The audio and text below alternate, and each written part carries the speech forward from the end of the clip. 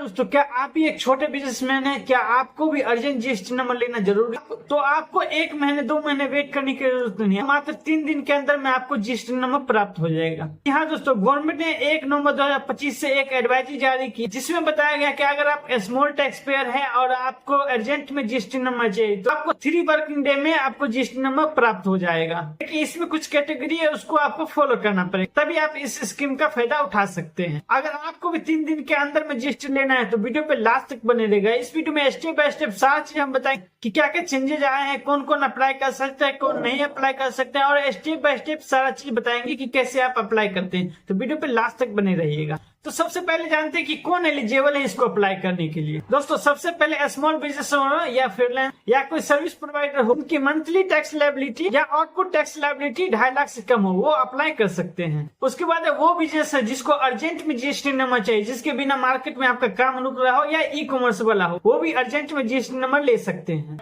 इसके लिए कुछ इंपोर्टेंट डॉक्यूमेंट है जो आपको ध्यान में रख के ही अप्लाई करना पड़ेगा। सबसे पहले आपका आधार कार्ड और पैन कार्ड एक दूसरे से लिंक होना चाहिए, उनका एड्रेस प्रूफ क्लियर होना चाहिए और बैंक डिटेल अवेलेबल होना चाहिए। वहीं दोस्तों, अगर मंथली आपका लायबिलिटी 2.5 लाख से ज्यादा है तो आप ये जीएसटी नंबर नहीं ले सकते हैं। तो दोस्तों, अब चलते हैं लैपटॉप के स्क्रीन के ऊपर। वहां पर आपको स्टेप बाय स्टेप बताएंगे कैसे आप रजिस्टर करेंगे, हर एक डॉक्यूमेंट हर एक चीज एक एक करके बताएंगे, कहाँ पे आपको यस करना है, कहाँ पे नो करना है, सारा का सारा चीज बताएंगे। तो वीडियो पे लास्ट तक बने रहिएगा। सबसे पहले आपको गवर्नमेंट के वेबसाइट gst.gov.in पे आ जाना है। यहाँ पे आपको सबसे पहले आपको एडवाइजरी देखना है, ठीक है। जो एडवाइजरी आया है वो एडवाइजरी आप खोल के देख लीजिए, उसको पढ़ लीजिए आप इस कैटेगरी में आते हैं या नहीं, ठीक है। एडवाइजरी खोलने के बाद आप ये सारा अच्छी तरीके से पढ़ लीजिए, ठीक है। उसके बाद ऊपर आपको रजिस्टर का ऑप्शन दिखेगा, यहाँ पे आपको क्लिक करना, ठीक है। यहाँ पे उसके बाद आपको यहाँ पे अपना कैटेगरी डालना है, ठीक है। टैक्स पेयर है, आप टैक्स पेयर में डाल के अपना स्टेट डालिएगा, ठीक है। आप कौन सा स्टेट से बिलोंग करते हैं, उसका अपना डिस्ट्रिक्ट डालिएगा, ठीक है। डिस्ट्रिक्ट डालने के बाद आपको यहाँ पे अपना लीगल नेम डालना है, ठीक है। जो आपके पैन कार्ड पे नाम होगा वही आप यहाँ पे डालेंगे। जैसे मान से आपका नाम जो रवि है, रवि कुमार, तो रवि कुमार डालेगा, ठीक है। उसके अलावा अगर आप पार्टनरशिप फर्म का लेना चाहते हैं, प्राइवेट लिमिटेड कंपनी का लेना चाहते हैं या LLP का लेना चाहते हैं तो उस सब का पैन नंबर अलग होता है, ठीक है। पैन कार्ड अलग से आता है, तो उस पैन कार्ड पे जो आपका नाम होगा वही नाम यहाँ पे डालिएगा। जैसे हमारा पैन कार्ड पे रवि नाम आ रहा है, ठीक है, तो हम यहाँ पे रवि नाम डाल के उसके बाद आगे हम पैन नंबर डालेंगे। जो हमारा पैन नंबर है वो पैन नंबर यहाँ पे डालेंगे।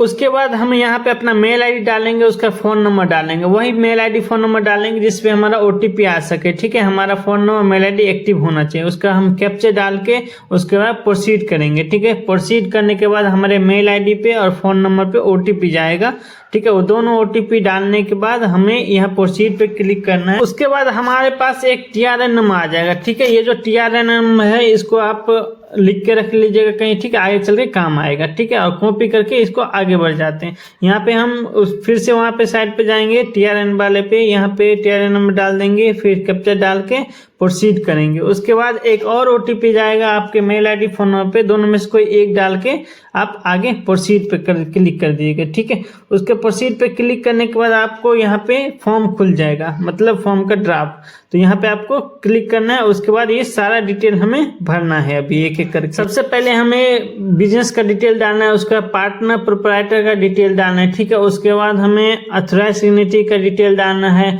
उसके बाद हमें प्रिंसिपल प्लेस ऑफ बिजनेस का, जहाँ पे बिजनेस है उसका डालेंगे। उसका गुड्स एंड सर्विस जो भी देना चाहते हैं वो डालेंगे। उसका आधार ऑथेंटिकेशन होगा, उसका वेरिफिकेशन होगा, उसका सबमिट होगा। तो ये सारा का सारा चीज हम एक एक करके करेंगे, तो वीडियो पे लास्ट तक बने रहिएगा।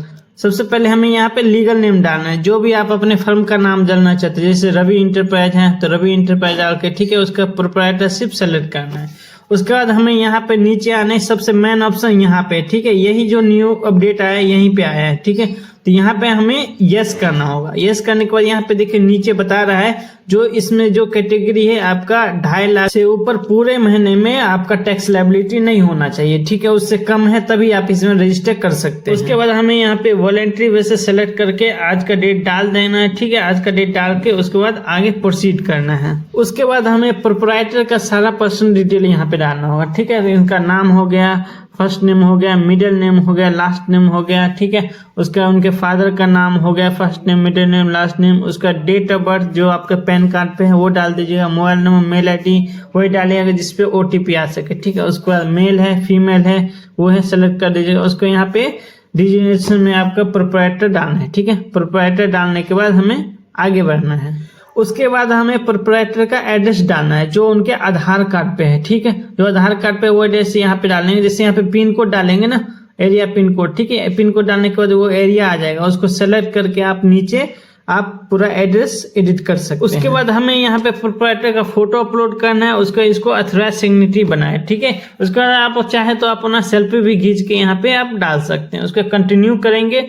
कंटिन्यू करने के बाद हमें दूसरे पेज पे ये प्राइमरी अथराइज सिग्नेचर पे क्लिक करना होगा, तो सेम चीज आपका यहीं पे आ जाएगा। तो इसमें और किस डिटेल डालने की ऑप्शन नहीं रहेगा आपको, ठीक है। उसके बाद आपको आगे बढ़ना है। यहाँ पे आपको इसमें आपको कुछ नहीं करना है, ऐसे ही छोड़ देना है। उसका कंटिन्यू करेंगे। उसका आपका बिजनेस का प्रिंसिपल प्लेस ऑफ बिजनेस का आपका एड्रेस डालना है, ठीक है। आप ध्यान रखें आपका बिजली का बिल पे जो एड्रेस होगा वही डालिएगा, जो रेंट एग्रीमेंट में आपने बनवाया होगा वही एड्रेस आप यहाँ पे डालेंगे जहाँ पे आप अपना फर्म खोलना चाहते हैं, ठीक है। तो यहाँ पे जैसे भी यहाँ पे भी पिन नंबर डालेंगे, तो पिन नंबर डालने के बाद आपका एड्रेस आ जाएगा, लोकेशन आ जाएगा।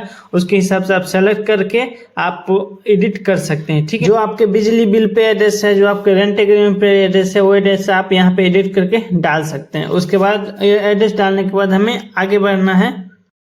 उसके बाद आपको अपने एड्रेस के हिसाब से देखना होगा कि कौन सा आपका डिवीजन पड़ता है, कौन सा रेंज पड़ता है, कौन सा वार्ड पड़ता है, ठीक है। वो सब आपको अपने हिसाब से सेलेक्ट करना पड़ेगा। अगर आपको नहीं पता है तो यहाँ पे नीचे लिंक दिया हुआ है, लिंक पे क्लिक करके आप अपना सारा चीज चेक कर सकते हैं। उसके बाद आगे बढ़ेंगे। आगे बढ़ने के बाद हमें आपको प्रूफ लगाना पड़ेगा, ठीक है। यहाँ पे अगर आपका ऑनर है तो ऑनरशिप लगाना पड़ेगा, बिजली बिल लगाना पड़ेगा। अगर आपका रेंटेड है तो रेंट एग्रीमेंट लगाना पड़ेगा, बिजली बिल लगाना पड़ेगा, ठीक है। तो यहाँ पे हमारा ऑनर है तो ऑनर का ऑनर डाल के उसके बाद हम यहाँ पे बिजली बिल अटैच कर देंगे, ठीक है।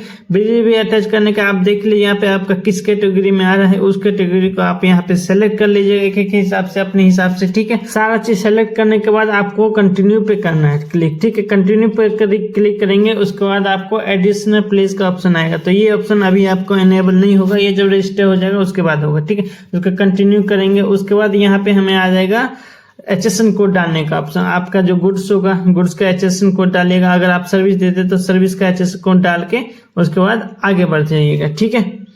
वो आप अपने अकॉर्डिंग देख लीजिएगा, आपका गुड्स का है या सर्विस का है, जो भी आप अपने हिसाब से डाल दीजिएगा। उसके बाद आप कंटिन्यू पे क्लिक कर दीजिएगा। उसके बाद आगे बढ़ने के बाद आपको एक ऑप्शन खुलेगा, ये इस ऑप्शन में आपको कुछ नहीं करना है, बस आपको सिंपली कंटिन्यू कर देना है। उसके बाद आपको यहाँ पे एक टिक लगाना है, ठीक है, वेरिफिकेशन टिक लगाना है। उसको आपको प्रोप्राइटर का नाम सेलेक्ट करना है, प्रोप्राइटर का नाम सेलेक्ट करने का प्लेस डालना है, ठीक है, कि आप कहाँ से अप्लाई करने हैं। उसके बाद आपको कंटिन्यू पे क्लिक करना है। क्लिक करने के बाद आपका जो एप्लीकेशन है वो सबमिट हो जाएगा, ठीक है। सबमिट होने के बाद आपका इस तरह का मैसेज आ जाएगा, ठीक है। उसके बाद 15 से 20 मिनट में आपके मेल आईडी पे, फोन पे आपका एक लिंक आएगा, ठीक है। उस लिंक को खोल के आप अपना आधार नंबर डालेगा। आधार नंबर डालने के बाद आपका OTP आएगा। OTP डालने के बाद आप सबमिट कर दीजिएगा, उसका वेरिफिकेशन सक्सेसफुल हो जाएगा, ठीक है।